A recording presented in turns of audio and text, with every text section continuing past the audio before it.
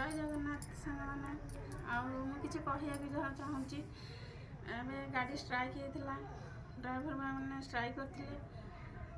ଠିକ୍ ଅଛି, ସେମାନେ ଯେଉଁଟା ଷ୍ଟ୍ରାଇକ୍ କରିଥିଲେ ଠିକ୍ ଅଛି, କିନ୍ତୁ ଲୋକ ବି ବହୁତ ହଇରାଣ ହରକତ ହେଉଛନ୍ତି ଇଏକୁ ନେଇକରି।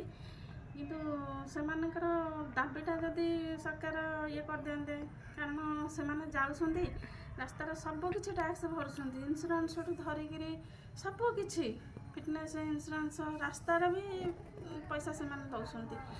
ତାହେଲେ ସେ ଗଭର୍ଣ୍ଣମେଣ୍ଟ ବି ତାଙ୍କରି ପଇସା ନେଇକି ହିଁ ଗଭର୍ଣ୍ଣମେଣ୍ଟ ଚାଲିଛି, ସେମାନେ ହିଁ ଅଧିକ, ଡ୍ରାଇଭର ହିଁ ଅଧିକ ପଇସା। ତାହେଲେ ଯଦି ଲୋକମାନେ ସମସ୍ତେ କହୁଛନ୍ତି ଯେ ଜୟ ଯବାନ ଜୟ କିଷାନ, ତାହେଲେ ଜୟ ଡ୍ରାଇଭର ବୋଲି ତ କେହି କହୁନାହାନ୍ତି, ଡ୍ରାଇଭରଙ୍କୁ ତ ସମ୍ମାନ ଦେଉନାହାନ୍ତି। ଏବେ ରିସେଣ୍ଟଲି ଦେଖନ୍ତୁ, କାଲି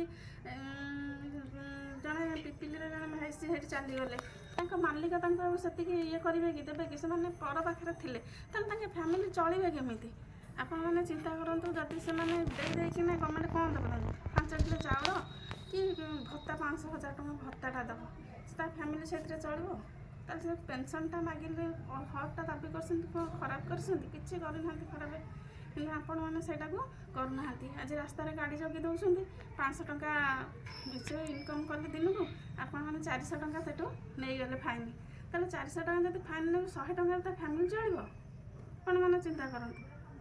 ସେଥିରେ ପୁଣି ଖରାପ ବ୍ୟବହାର କରୁଛନ୍ତି। ଡ୍ରାଇଭରମାନଙ୍କୁ ସମ୍ମାନ ଦିଅନ୍ତୁ, ଯେମିତି ସମସ୍ତେ କିଷାନଙ୍କ ପାଇଁ ଯେମିତି ଆମ ଜୀବନ, ଯବାନଙ୍କ ପାଇଁ ଯେମିତି ଆମ ଜୀବନ ରହିଛି, ସେମିତି ଡ୍ରାଇଭରଙ୍କ ପାଇଁ ବି ଆମ ଜୀବନ ରହିଛି। ଡ୍ରାଇଭର ଯେଉଁଠିକି ନ ଗଲେ ଆପଣମାନେ ଯାଇପାରିବେନି।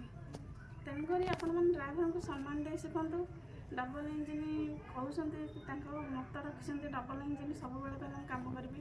ଡବଲ ଇଞ୍ଜିନ୍ କାମ କରନ୍ତୁ, ଆପଣ ସରକାର କାମ କରନ୍ତୁ, ଦେଖାନ୍ତୁ ଗଭର୍ଣ୍ଣମେଣ୍ଟ କରୁ କାମ, ସେମାନଙ୍କ ସମ୍ମାନ ରଖୁ, କିଛି ତ ସମ୍ମାନ ପୂରଣ କରନ୍ତୁ, ତାଙ୍କ ଆଶା ପୂରଣ କରନ୍ତୁ। ଏତିକି କହୁଛି, ଯଦି କିଛି ଭୁଲ ହେଇଥିବ କ୍ଷମା କରିବେ। ଜୟ ଜଗନ୍ନାଥ।